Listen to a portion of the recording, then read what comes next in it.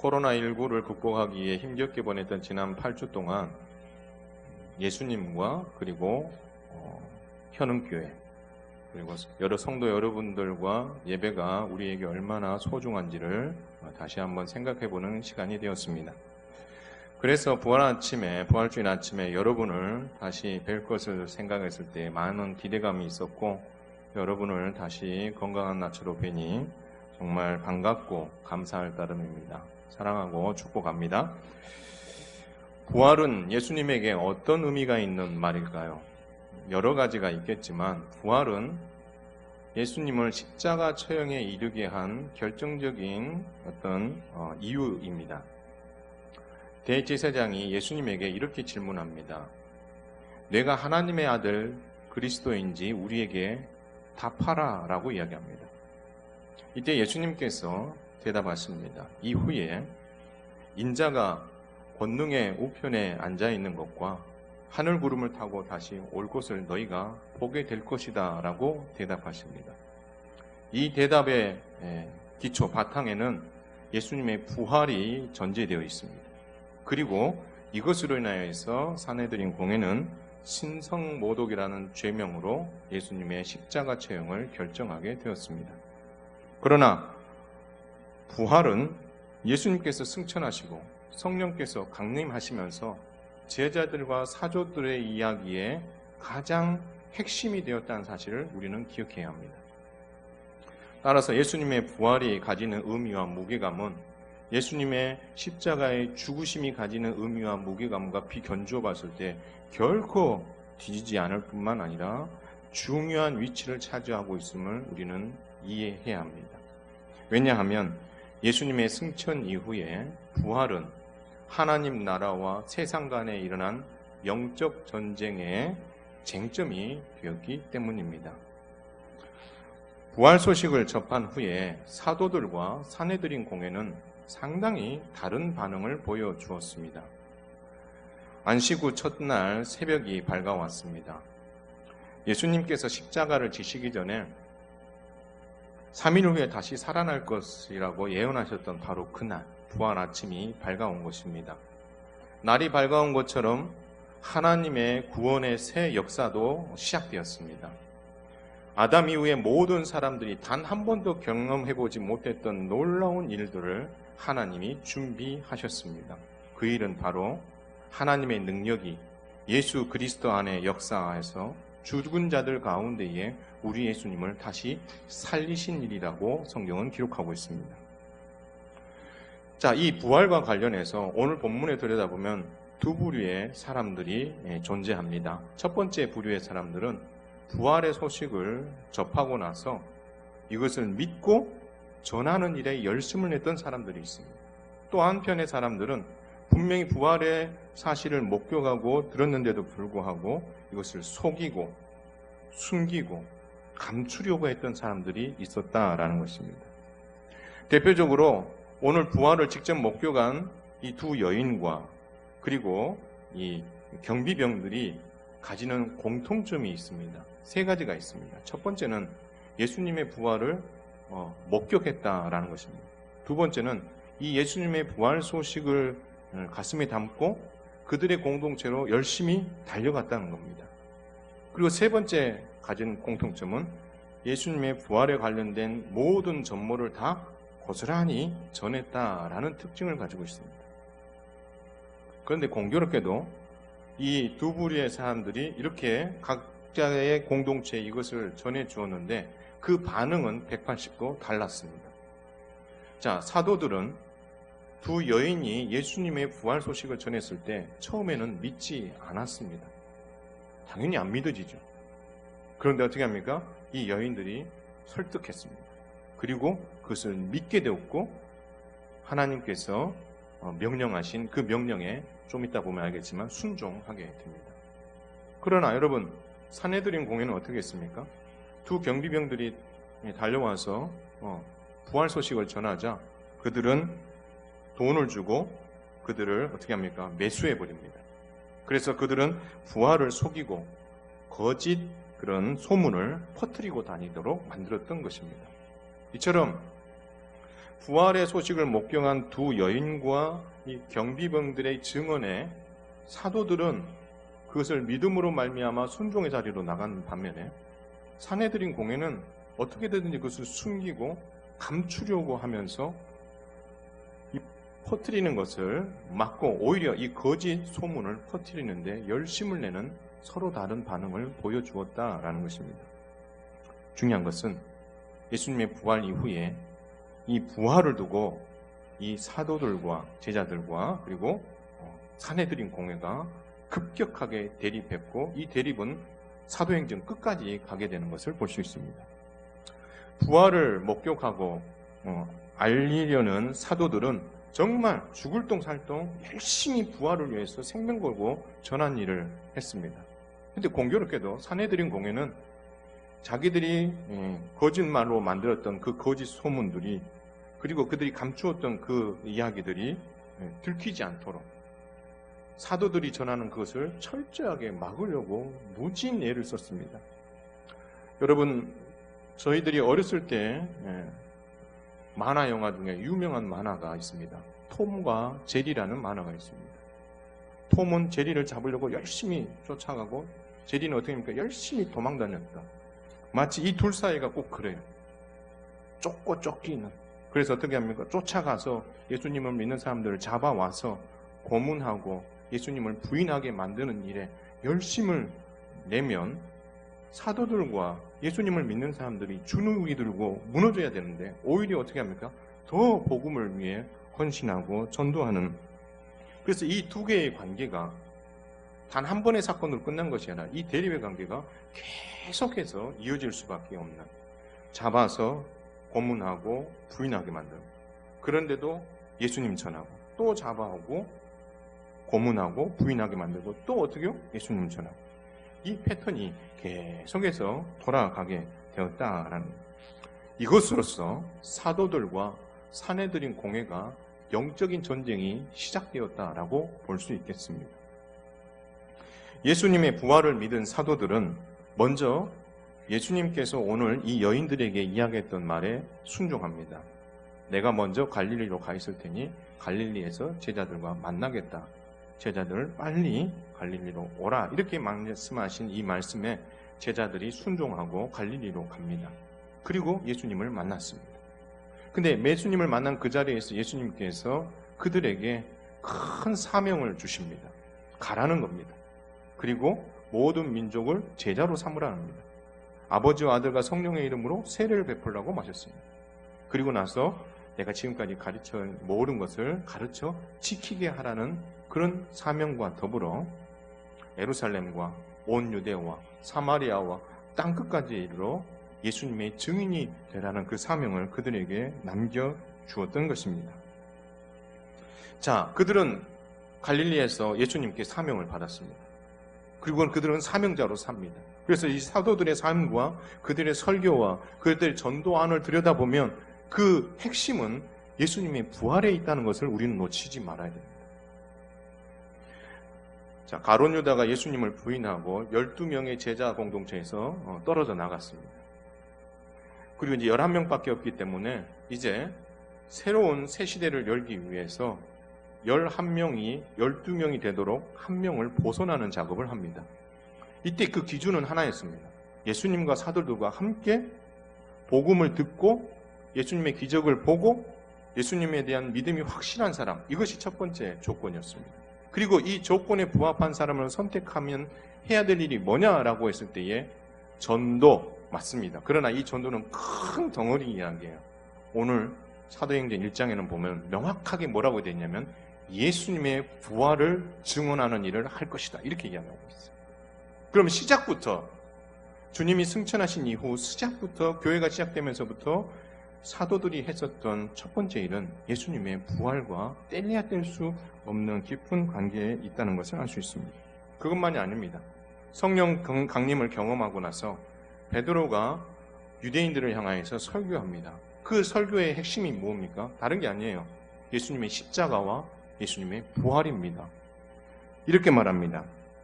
이 예수를 하나님이 살리신지라. 이 예수는 뭘 말하는 겁니까? 십자가에 죽은 예수를 말합니다. 이 예수를 하나님이 살리신지라 우리가 다 이 일의 증인이다.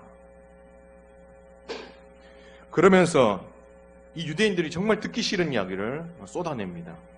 그런즉 이스라엘 온 집은 확실히 알지니 너희가 십자가에 못 박은 이 예수를 하나님이 주와 그리스도가 되게 하셨다. 주와 그리스도가 되게 하셨다. 이 말은 뭘 전제로 합니까? 예수님의 부활을 전제로 하고 부활과 함께 주와 그리스도가 되게 하셨다. 이 놀라운 증언을 베드로가 하고 있더라는 거예요.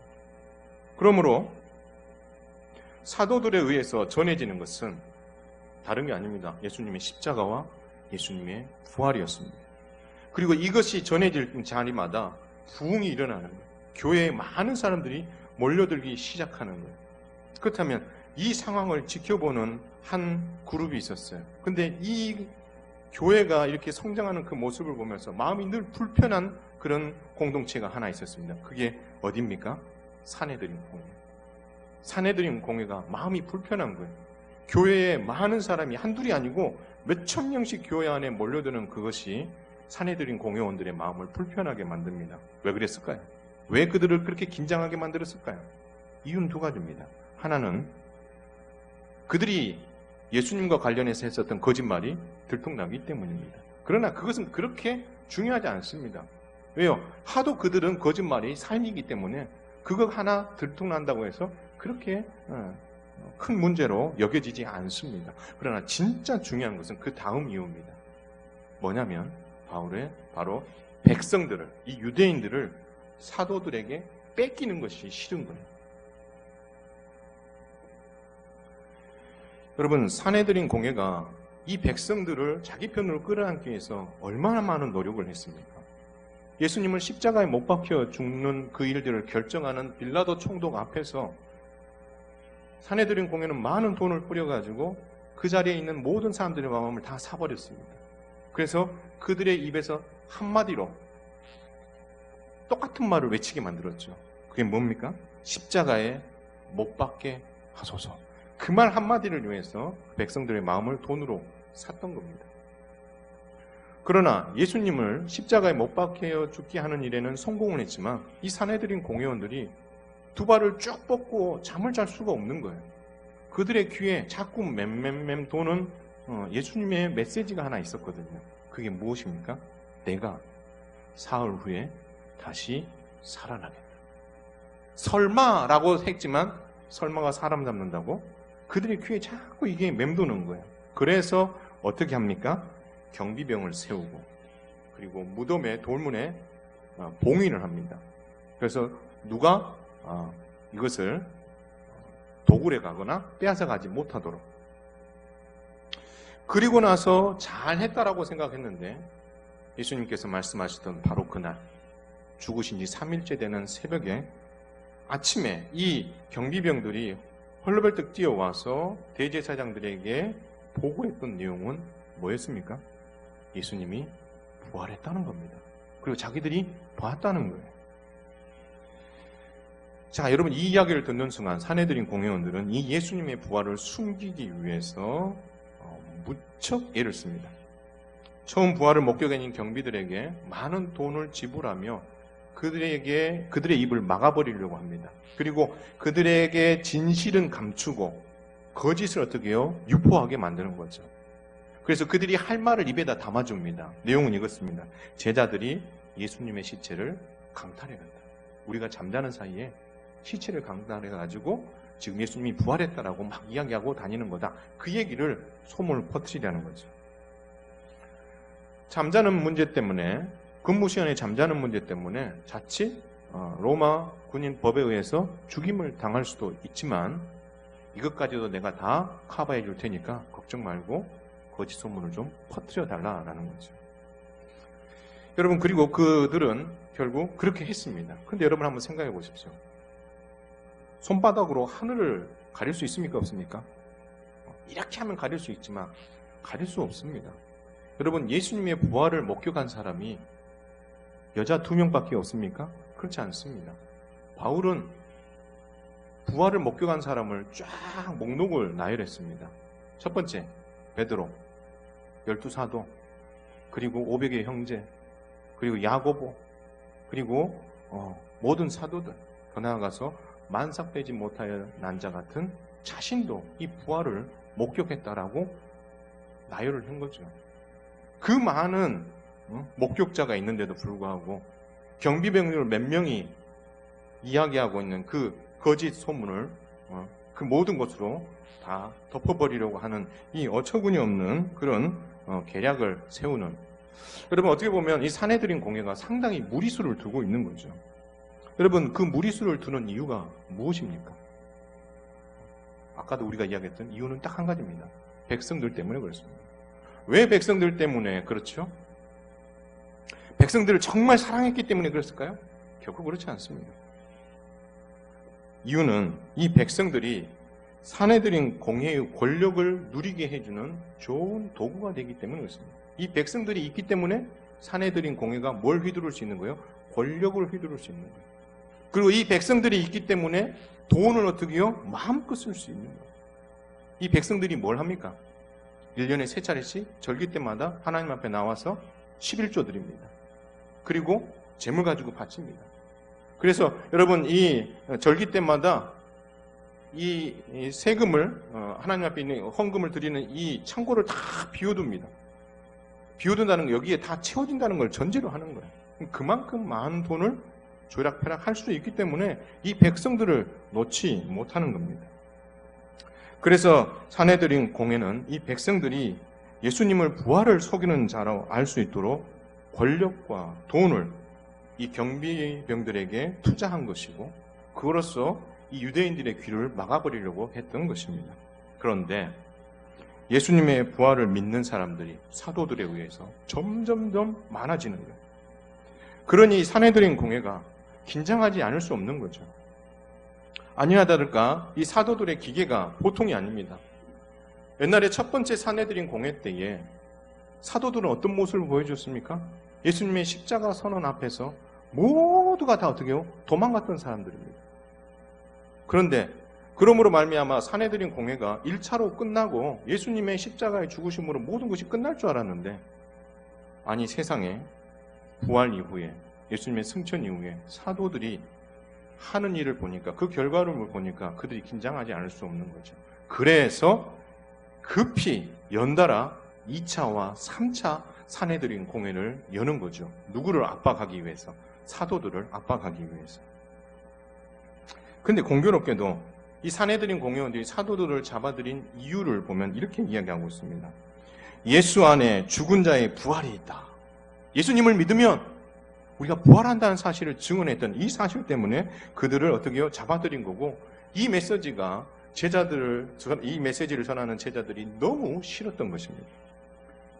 더 놀라운 것은 3차 사내들인 공회 때 그들을 불러들였는데 사내들인 공회 앞에서 그들은 눈 하나 깜짝하지 않냐고 이런 말을 합니다. 너희가 나무에 달아 죽인 예수를 우리의 조상의 하나님이 다시 살리셨다. 듣기 싫은 두 가지 이야기하는 거죠. 십자가에 죽였다는 것과 너희가 믿는 그 하나님이 그 예수님을 다시 살렸다. 그 이야기를 하는 거죠. 그러니 사내들인 공회원들이 사도들이 얼마나 밉고 싫겠습니까?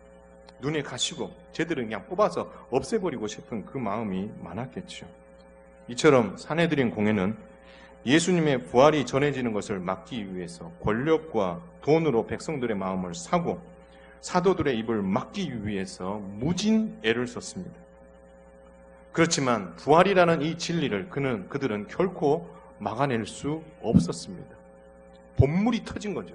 사도들에 의해서 본물이 터져버리니까 처음에 쫄쫄쫄 있을 때는 그것을 어떻게 가파할 수 있었는데 이것이 본물 퍼듯이 터져버리고 나니 그것을 절대 그들이 막을 수 없는 상황에 놓이게 된 것이죠. 그러니 예수님의 부활을 전하는 사도들과 그것을 막으려는 사내들인 공회가 이 영적 싸움을 할 수밖에 없는 구조에 놓이게 되었던 것입니다. 사랑하는 성도 여러분, 이제 교회는 예수님의 부활을 전하는 영적인 전쟁을 감당해야 될 책임이 있음을 기억하시기를 바랍니다. 교회는 주님의 제자들과 사도들처럼 영적인 싸움을 싸워야 되는 군사들입니다. 달리 말하면 십자가의 죽으심만이 아니라 예수님의 부활을 전하는 영적 싸움을 싸워야 된다라고 말하고 있습니다. 그렇다면 예수님의 부활은 교회에게 어떤 영향을 주었을까요? 여러분, 예수님의 부활이 교회와 성도에게 준 영향을 말하라고 하면 여러 가지가 있지만 예수님은 하나님께서 예수님을 다시 살리셔서 주와 그리스도가 되게 하셨다라고 말씀하시면서 이런 표현을 하십니다. 하나님께서 오른손으로, 왼손입니다. 오른손으로 예수님을 어떻게 해요? 높이셨다라고 이야기하고 있습니다. 예수님을 높이셨다. 이 말은 부활하신 주님을 어디에 앉히셨다는 거예요? 하나님 보좌 우편에 앉히셨다라는 거예요. 여러분, 하나님 보좌 우편에 주님이 앉으셨다. 이 말을 우리는 성경은 다른 말로 이렇게 말합니다. 만왕의 왕이 되셨다라고 말하는 거죠. 따라서 예수님의 부활을 전하는 영적 전쟁을 싸워야 한다는 말은 결국 이 만왕의 왕이신 예수님을 의지하고 결국 믿고 그들 앞에 놓여있는 위기와 그리고 고난을 극복해 나아가는 것, 그것이 이 땅에 남겨진 교회에게 주어진 영적 싸움이다라고 주님은 우리에게 말씀하고 있는 것입니다. 그래서 이 영적 싸움은 과거의 사도들의 몫으로 끝나지 않습니다. 현재 우리 몫으로도 끝나지 않습니다. 앞으로 계속 존재하게 돼, 주님이 다시 오실 때까지 존재하게 될 교회에게는 이 영적 싸움이 사명으로 남아있다라고 우리는 믿어야 하는 것이죠. 그렇기 때문에 이 영적 싸움이라는 것은 우리의 힘으로 하는 것이 아니라 만왕의 왕이신 예수님을 의지하고 싸워야 될 싸움이라는 것을 우리는 기억해야 합니다. 이를 위해서 사도 바울은 예수님의 부활을 믿고 의지하며 이 영적인 싸움을 싸운 대표적인 인물입니다. 그는 이 영적인 싸움을 싸울 때 이런 마음을 가지고 싸웠습니다. 고린도전서 6장 14절에 보면 하나님이 주를 다시 살리셨고 또한 그의 능력으로 우리를 다시 살리시리라. 주님만 다시 살리신 것이 아니라 우리도 다시 살리신다라고 말씀하십니다. 이것을 돌려 이야기하면 예수님께서, 바울이 복음을 전하고 예수님의 부활을 전하는 일을 할 때에 그는 어떤 마음으로 했습니까? 죽기 살기로 했습니다. 사나리인 공회 아래에 있을 때에 정말 그것이 전부인 줄 알고 모든 것을 다 쏟아부은 그 이상으로 예수님의 십자가와 부활을 전하는 일에 그가 모든 것을 다 쏟아부었습니다. 그런데 그 쏟아부을 때 가졌던 마음, 죽더라도 하나님이 나를 어떻게 하신다? 다시 살리신다.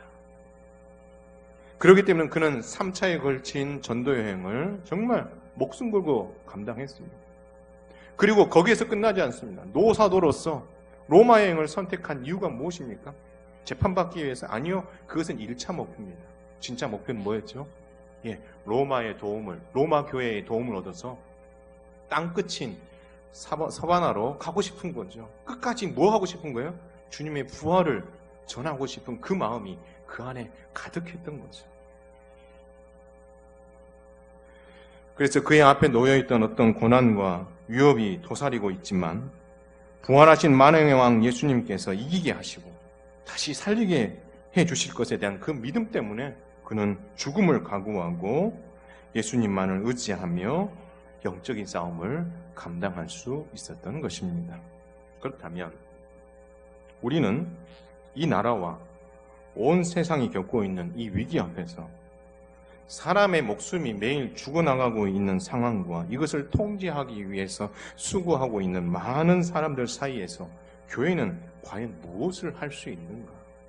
우리 영적인 싸움을 싸워야 된다고 하는데 이 위기 속에서는 과연 우리 교회가 어떻게 해야 영적인 싸움을 싸우는 거고 이 상황 속에서 교회가 할 수 있는 일은 뭐냐라는 거죠.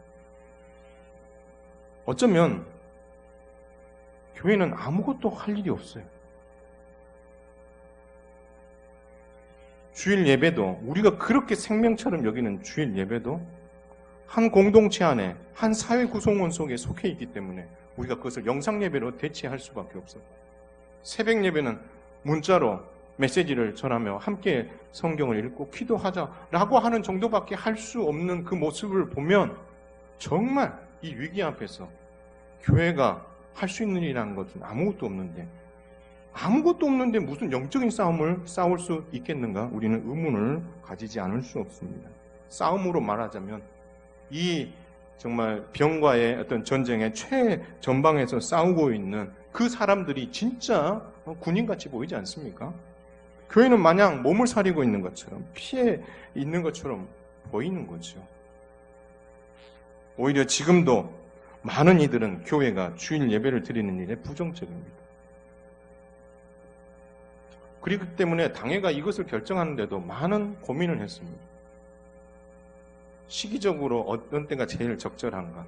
우리가 사회 구성원으로서 우리가 해야 될 책임은 다 해야 되기 때문에 할 수 있는 것을 최선으로 준비하고 시작했습니다. 그럼에도 불구하고 교회가 이 8주의 기간 동안 우리에게 정말 중요한 것을 포기하면서까지 했었던 이야기들은 단 한마디도 뉴스에 나타나지 아니하고 잘못되었던 몇 개 교회의 이야기들을 드러내면서 온 공분을 사게 만드는 그런 위협과 그런 공격에 우리는 공격 앞에서 그 어떤 것도 할 수 없는, 억울해도 억울하다고 말할 수 없는 그런 상황에 놓여 있는 게 현 상황 아니겠습니까? 그렇다면 이 상황에서 교회가 할 수 있는 영적인 싸움은 뭘까요? 그리고 그 영적인 싸움은 과연 얼마나 효력이 있을까? 라는 질문을 한번 해볼 필요가 있는 거죠. 그리고 이 질문 앞에 강력한 효력이 있다는 믿음이 생기면 우린 그 영적인 싸움을 싸워야 되는 겁니다. 우리도 다른 사람들처럼 사람들을 어떻게 해요? 선동하고 피켓 들고 거리로 뛰쳐나가게 만들고 그렇게 해야 됩니까? 직접적으로 정치에 참여해서 몸으로, 목소리로 자신들이 가진 권력과 영향력과 돈으로 많은 지지자의 도움으로 세상에 맞서 보려는 그런 노력을 우리가 해야 됩니까? 물론 386 세대는 중에도 예수 믿는 사람들 중에 많은 사람들이 그런 일들도 했었습니다. 그렇다면 그렇게 말하면 세상의 권력이 훨씬 더 강력한 힘을 가지고 있는 것처럼 보이지 않습니까? 국민이 준 제한적인 어떤 권한, 대통령이나 국회의원이나 정해진 임기 안에서 그들이 가지고 있는 권력과 그들이 가진 돈을 가지고 나라를 섬길 수 있으니 그 기간만큼은 그들이 얼마나 강력한 힘을 가지고 있습니까? 그런데 우리는 너무나 제한적입니다. 그렇기 때문에 힘을 발휘할 수 있다? 아니, 힘이 없다고 표현하는 게 맞습니다. 이것이 현실입니다. 그렇게 힘이 없고 이런 상황 속에서 그렇다면 교회가 영적인 싸움을 어떻게 싸울 수 있냐? 이 말을 오해하면 안 됩니다. 교회가 선동을 하고 교회가 이 정권에 대해서 반대를 하고 저는 정치적인 이야기를 제일 싫어한다고 분명히 말했고 성도들 사이에서 이거 절대 하지 마라고 이야기합니다. 선동하는 것이 아니라 상황을 직시하고 이 일 속에서 교회가 할 수 있는 일이 뭐냐? 주님이 우리에게 부활과 함께 영적 싸움을 싸우라고 하셨는데 그렇다면 부활의 힘을 가지고 이 영적 싸움을 싸우는 데 있어 뭘 하는 게 영적 싸움을 싸우는 거냐? 그 답을 우리가 한번 찾아보자라는 거죠. 우리는 이 답을 찾기 위해 결코 놓쳐서는 안 되는 사실이 하나 있습니다. 부활하신 예수님, 만왕의 왕이신 예수님을 우리는 놓쳐서는 안 됩니다. 우리는 그 상황만 보는 거예요. 우리가 지금 놓여있는 형편만 보니까 아무것도 할 수 없는, 그래서 영적인 전쟁이라는 이 표현은 말만 거대하고 정말 쓸데없는 것처럼 보이는 이 현실을 보지 말고 그 속에 들어있는 핵심을 볼 수 있어요. 우리 그 핵심을 놓치면 우리는 아무것도 할 수 없는 거예요. 근데 그 핵심이 뭐냐? 부활하신 예수님, 만왕의 왕이신 예수님이라는 거예요. 여러분, 만왕의 왕 예수님이란 말이 무엇입니까? 어디서 나왔어요? 부활과 함께 승천하시고 하나님 보좌 우편에 앉으심으로 말미암아 생긴 표현입니다. 이 만왕의 왕은 이 땅에 있는 모든 왕들 중에 최고의 왕이라는 겁니다. 이전에 세워졌던 통치자들, 지금 세워졌던 통치자들, 앞으로 세워질 통치자들 모두 다 어떻게 해요? 다 포함해 보았을 때에 만왕의 왕이신 예수님만 분은 없다라는 겁니다. 돌려 이야기하면 그 왕들 중에 한 명 정도가 아니라 그 왕들을 과거나 현재나 미래나 그 지도자들을 세우시는 분이 누구시라는 거예요? 하나님이시라는 거예요. 단순히 그 왕들 중에 하나 정도가 아니라 그들을 세우시는 분이 우리 예수님이다라고 말씀하고 있는 것입니다. 여러분 누가 더 크십니까? 이 땅에 있는 대통령들, 이 땅에 있는 왕들, 이 땅에 있는 통치자들이 큽니까? 그들을 세우신 그 예수님이 더 크십니까? 만왕의 왕이신 예수님이 더 크십니다. 그러나 이 땅에서 이 만왕의 왕 예수님께 예수님을 우리가 의지하면서 이 영적인 싸움을 싸울 수 있는 길은 몽둥이를 들고 횃불을 들고 나를 따르라 하면서 나아가는 것이 아니라 기도라는 것을 여러분 꼭 기억하셔야 돼요. 우리가 이 위기 속에서 만왕의 왕을 의지하는 것뿐만 아니라 그분과 함께 영적 싸움을 싸우는 가장 큰 무기는 기도다라는 것입니다. 기도. 예수님께서는 이 땅에 오신 이후에 존재하신 분이 아니라 창세 때부터 존재하셨기 때문에 다윗을 왕으로 예선하실 때도 예수님께서 다윗을 예선하셨습니다. 하나님께서 예수님과 함께 사울을 왕으로 세우실 때도 예수님이 함께 하셨습니다. 그런데요, 사울의 실패 이후 하나님께서는 다윗을 예선하셨습니다. 근데 여러분, 그 다윗을 시기하는 사울을 보십시오. 여러분, 사울은 다윗을 어떻게 쓰든지 죽이려고 했습니다. 그런데 다윗은 어떻게 했죠? 죽이지 않습니다. 죽일 기회가 여러 차례 있었지만 죽이지 않습니다. 여러분, 다윗이 죽일 수 있는 능력이 없어서 그렇습니까? 아닙니다. 능력으로 따지면 다윗을 능가할 사람이 어디 있습니까? 골리앗을 물맷돌로 믿음으로 죽인 사람 아닙니까? 이스라엘만이 아니라 그 주변 가나안 땅 모든 사람들이 사울은 천천히요, 다윗은 만만이라는 노래를 다 할 정도로 그런 강력한 어떤 힘이 있었던 사람 아니에요? 죽이고 맞설 수 있었습니다. 그러나 그는 맞서기보다 뭐 했습니까?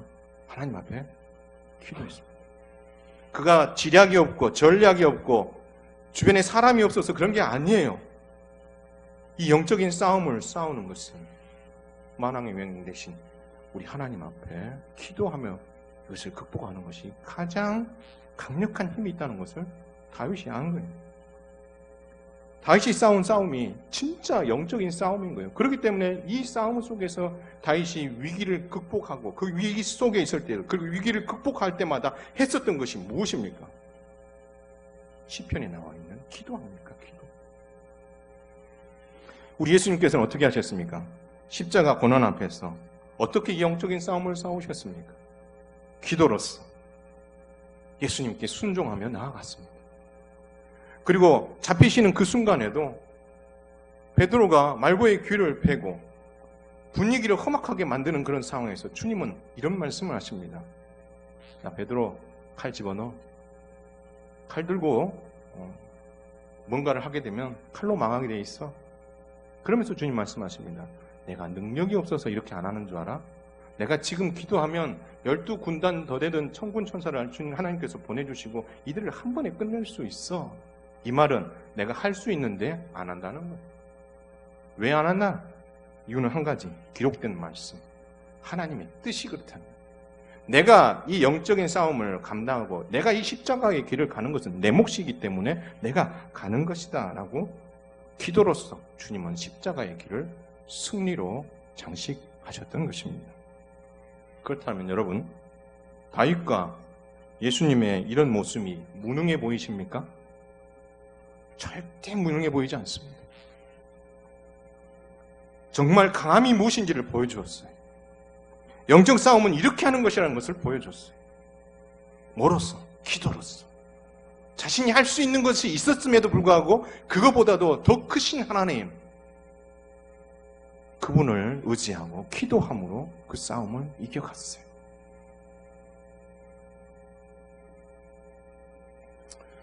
우리 중고등부 아이들과 청년대학부 아이들이 이 8주 동안, 8주는 아니고 한 4에서 5주 정도 됐나요? 그 기간 동안 단톡방을 만들고 그 안에서 전도사님이 올린 기도 제목을 같이 기도했습니다.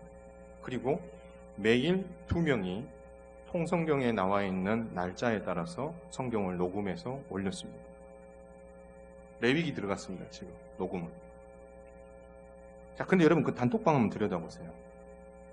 그 단톡방에 들여다보면 보통 보면 뭐 먹었어? 오늘 이거 먹었는데 잘 먹었어. 그런 사진 막 올라오는 게 정상적 아닙니까? 그 내용 안에는 80에서 90%가 거의 똑같은 메시지밖에 없었어요. 그게 뭐냐면 예수님의 이름으로 기도드립니다. 아멘. 전도사님이 1시가 되면 늘 올렸던 그 기도 제목을 그들이 읽는 거죠. 그리고 어떻게 해요? 기도한 거예요. 같이 얼굴을 맞대고 찬양하면서 기도할 수 없으니 이 내용을 읽고 예수님의 이름으로 기도드립니다. 아멘 하고 글을 올리는 거예요. 여러분, 저는 그걸 보면서요, 감동했어요.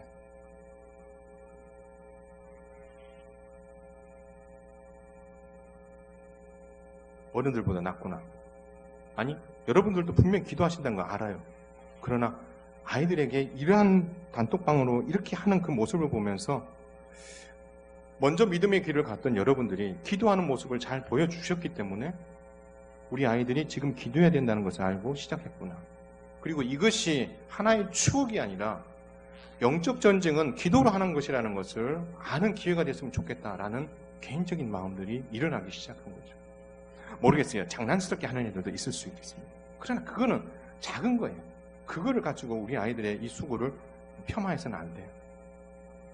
우리 아이들이 좋은 경험들을 하고 있어요. 영적 싸움은 이렇게 싸우는 거라는 것을 배우고 있어요. 그들이 이 일을 통해서 꼭 기억했으면 좋겠는 것은 만왕의 왕이신 주님이 이들을 끝까지 돌보신다는 사실. 그리고 그들이 감당해야 할 영적인 싸움은 기도로 감당하는 것을 우리 아이들이 잘 배워서 우리 현흥교회에 기둥 같은 아이들이 다 되었으면 좋겠다라는 마음이 들었습니다. 사랑하는 성도 여러분, 예수님의 십자가와 부활의 이야기는 결코 가볍거나 진부한 이야기가 아닙니다. 사느냐 죽느냐의 문제예요. 예수님 앞에 설 수 있느냐 없느냐의 문제, 어떻게 사느냐의 문제, 어떻게 영적인 싸움을 이기느냐의 문제에 대한 해답이 여기에 있다라는 것. 결코 값싸게 취급되어서는 안 된다라는 것.